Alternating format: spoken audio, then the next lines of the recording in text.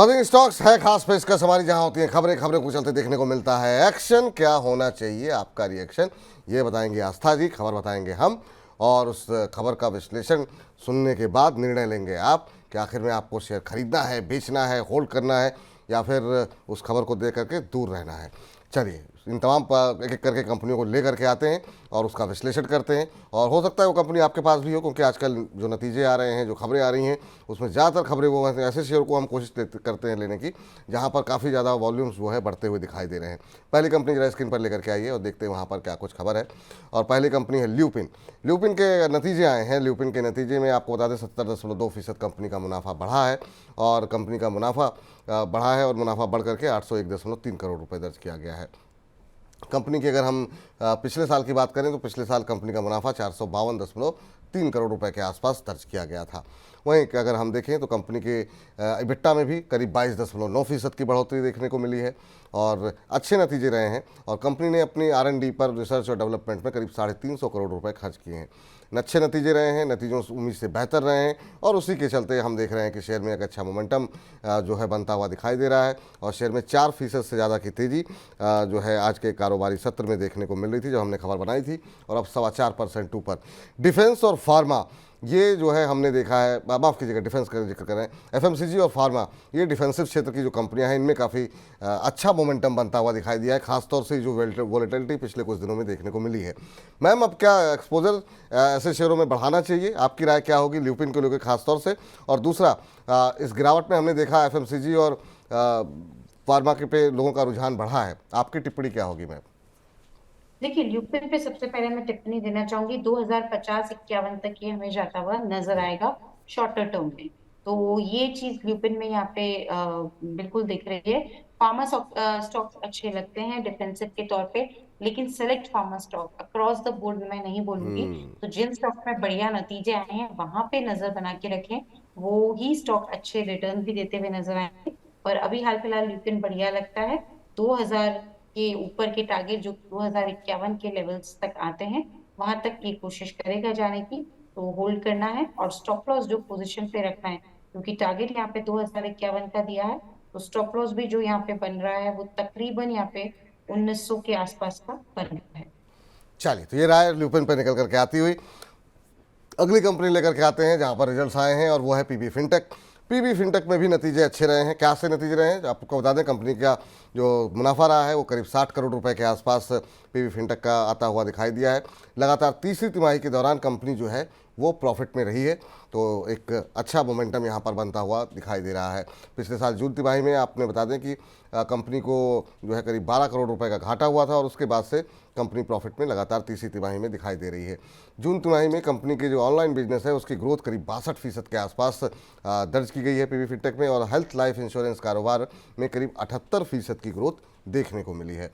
तो अच्छे नतीजे रहे हैं, और अच्छे नतीजों के चलते शेयर में एक अच्छी मोमेंटम बनता हुआ दिखाई दे रहा है। नतीजों के बाद शेयर में 5% तक का उछाल देखने को मिला है। तो पीबी फिनटेक के अगर हम देखें तो अभी भी अगर हम देखें तो मजबूती बनी हुई है, और ये अब 6.25% से ज़्यादा की मजबूती के साथ कामकाज करता हुआ।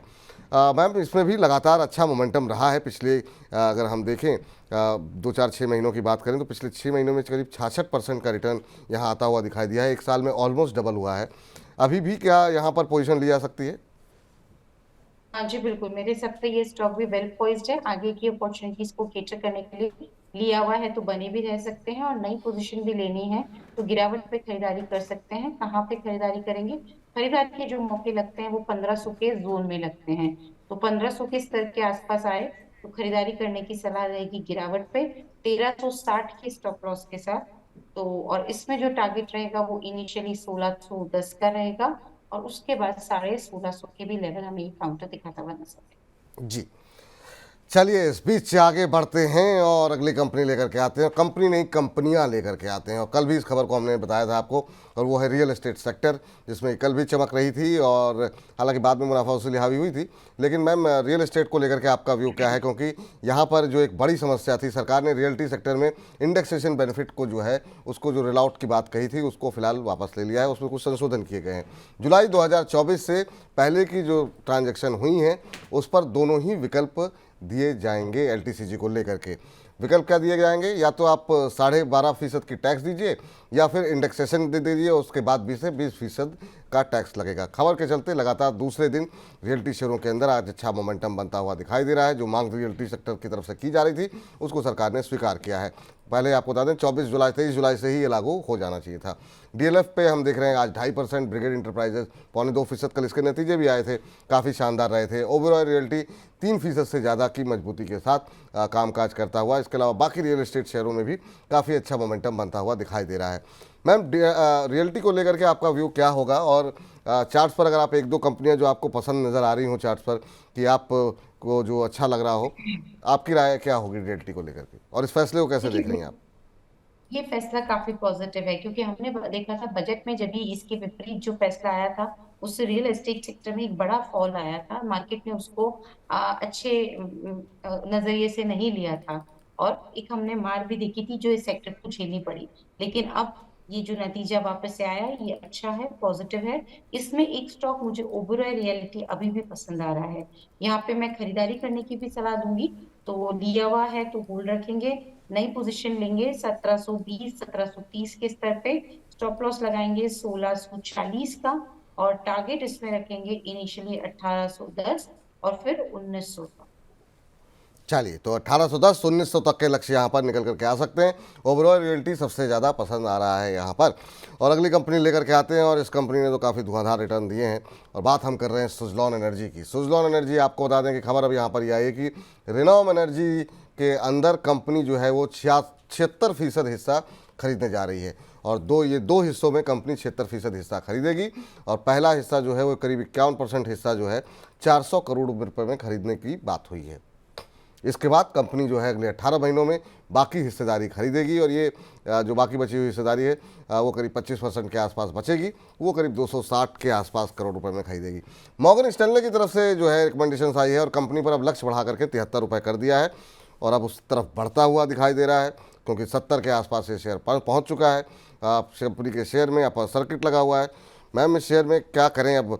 जैसे ये 40-45 के ऊपर गया, लोगों को लगा कि नहीं अब महंगा हो जाएगा, अब गिर गया है, थोड़ा नीचे आ जाए 38 पे खरीदें। फिर ये धीरे धीरे 60 पे पहुंचा, लोगों का लगा महंगा हो गया, थोड़ा नीचे आ जाए फिर लेते हैं। अब ये 70 के पास पहुंच गया है, आपकी सलाह क्या रहेगी? बहुत लोग चूक गए इसमें, और बहुत लोगों ने अच्छे पैसे बनाए भी। देखिए, जो चूके हैं वो गिरावट पे खरीदारी कर सकते हैं। अब गिरावट कहाँ तक की देखनी है? 65 रुपीज तक। अगर वहां तक ये किसी भी वजह से गिरता है, 65 66 तक जाता है, तो वहां पे करेंगे खरीदारी। स्टॉप लॉस अब इसमें क्या लगाएंगे? स्टॉप लॉस जो अब इसमें निकल के आ रहा है वो थोड़ा सा बड़ा है, पर मेरे हिसाब से स्टॉप लॉस यहाँ पे 60 का लगा ले। तो 65 पे करेंगे खरीदारी, 60 का लगाएंगे स्टॉप लॉस। और अब जो टारगेट इसमें इनिशियली हमें देखने को मिलेगा वो 75 और उसके बाद 80 का रह सकता है। चलिए, 75 और 80 तक के टारगेट निकल करके आ रहे हैं, तो क्या शानदार रैली यहाँ पर रही है। एक और रिजल्ट ले लेते हैं, उसके बाद से अपने अगले सेगमेंट का रुख करेंगे, और अगला सेगमेंट तो पे बात जाएँ उससे पहले जरा टाटा पावर, एक और पावर क्षेत्र की कंपनी लेकर के आते हैं। ऊर्जा क्षेत्र में जो है इस समय हम काफ़ी ऊर्जा देख रहे हैं। रेवेन्यू में 14% की बढ़ोतरी रही है, काफ़ी शानदार नतीजे रहे। 15,213 करोड़ रुपए से बढ़ करके 17,294 करोड़ रुपए रहे हैं। वहीं कंपनी की आय में 4% की बढ़ोतरी देखने को मिली है, और ये 1179 करोड़ रुपए आती हुई दिखाई दी है। हालांकि बाजार को नतीजे उतने अच्छे नहीं लगे, उम्मीद से थोड़े से ख़राब लगे, और इसके चलते आज हम देख रहे हैं टाटा पावर में 2% के आसपास की गिरावट जो है वो आती हुई दिखाई दे रही है। हालांकि कई सारे ब्रोकरेज हाउसेस ने भी थोड़ा सा डाउनग्रेड किया है। नुवामा की तरफ से भी कहा गया कि वैल्यूएशन थोड़े से हाई हैं। अभी क्या लग रहा है मैम आपको, टाटा पावर पे आपकी टिप्पणी क्या होगी? देखिए, टाटा पावर अभी मुझे एक दायरे में ही घूमता हुआ नजर आ रहा है, और दायरा क्या बना हुआ है? 370 से 460, यानी कि 90 पॉइंट की ये जो दायरा है उसी में ये ऊपर नीचे करता हुआ नजर आएगा। लेकिन इसमें जो बायसनेस है, जो झुकाव है, वो पॉजिटिव की तरफ ज्यादा है, यानी ऊपर जाने के ज्यादा आसार हैं। इसीलिए होल्ड करने की सलाह है 370 के स्टॉप लॉस के साथ। टाटा पावर में इनिशियल टारगेट 500 का रखा जा सकता है। चलिए, तो इसी के साथ जो है अब हम अपने इस खास सेगमेंट को यहीं पर समाप्त करते हैं।